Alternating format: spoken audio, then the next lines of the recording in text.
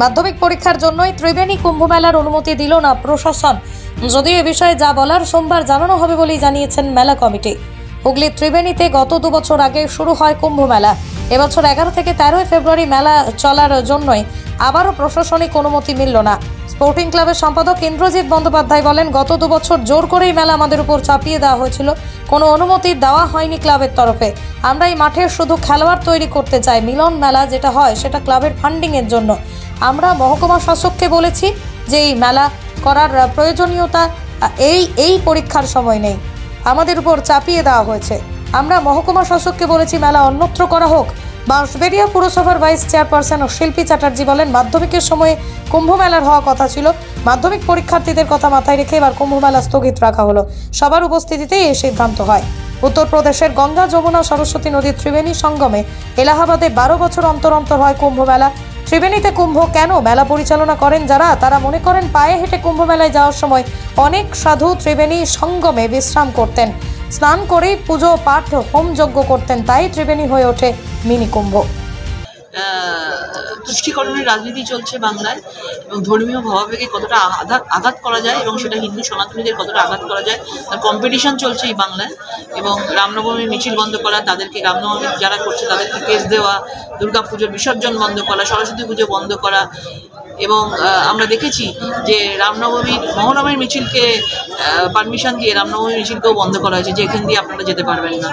অনেক জায়গায় এরকম হয়েছে। তার মানে বোঝা যাচ্ছে পুরো তুষ্টিকরণ 30% রাজনীতিকে বাঁচাতে গিয়ে, ভোট ব্যাংক পলিটিক্স বাঁচাতে গিয়ে সবচেয়ে আক্রমণ কিন্তু হিন্দুদের উপরে করছে। মানুষের জবাব 2024-এ। প্রশাসন বলছে মাধ্যমিক পরীক্ষা রয়েছে, সেই কারণে স্থগিত রাখা হয়েছে।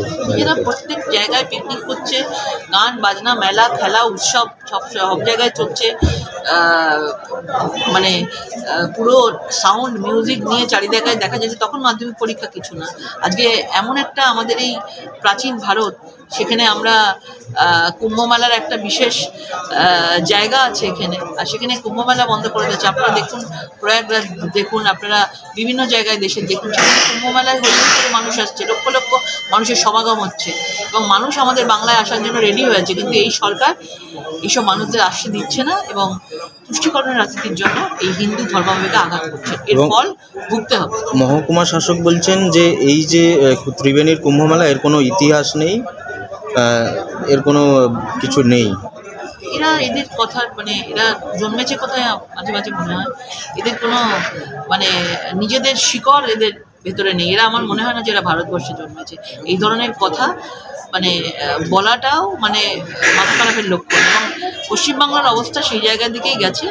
এবং আগামী 2024-এ যেভাবে রাম মন্দির মানুষ দেখেছে যে সারা দেশে এত বড় একটা রাম মন্দির প্রতিষ্ঠা হয়েছে এবং সেখানে ধর্ম জাতি ভেদ করে মানুষ তার সাপোর্ট দিয়েছেন, সেখানে বাংলা সবসময় তাকে ভোটের পলিটিক্স করবার জন্য এর মধ্যে রাজনীতি ঢুকিয়ে এনে এবং নানা রকম আজকে পুরাতন গ্রন্থকে, বেদ উপনিষদকেও এরা ভুলভাবে ব্যাখ্যা করছে। প্রাথমিকভাবে আমাদের ডাকা হয়েছিল কুম্ভমেলা নিয়ে। এবারে কুম্ভমেলা যেহেতু খুব সেন্সিটিভ সময়ে পড়েছে, ধর্মকে আমরা সবাই সম্মান করি এবং সেটা করাটাই খুব স্বাভাবিক। কিন্তু এইবারের যে কুম্ভ মেলা সেটা পড়েছে 11 এবং 12 তারিখ, যেটা মাধ্যমিকের একদম চূড়ান্ত মৌসুম। সেই লেভেলেই একদিকে ধর্মকে মাথায় রেখে এবং পরীক্ষার্থীদের কথা মাথায় রেখে এবং অবশ্যই কোর্টের যে নির্দেশ তাকে মান্যতা দিয়ে এসডিও ম্যাডাম ডেকেছিলেন মিটিংয়ে। সেখানে আমরা সকলেই প্রশাসনিক স্তর থেকে এবং বাঁশবেড়িয়া পৌরসভা উপস্থিত ছিলাম।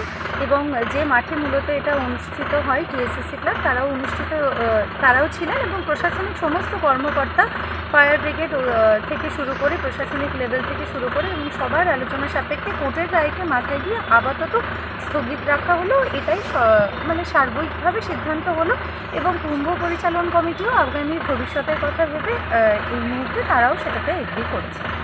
কুম্ভটা হবে কি হবে না সেরকম কিছু বলা গেল? হ্যাঁ, ওইটাই আপাতত স্থগিত রাখা হলো। ত্রিবেণীর কুম্ভমেলা তো আর হঠাৎ করে হচ্ছে না, প্রত্যেকবার নির্দিষ্ট সময় মতোই এই কুম্ভমেলা হয়।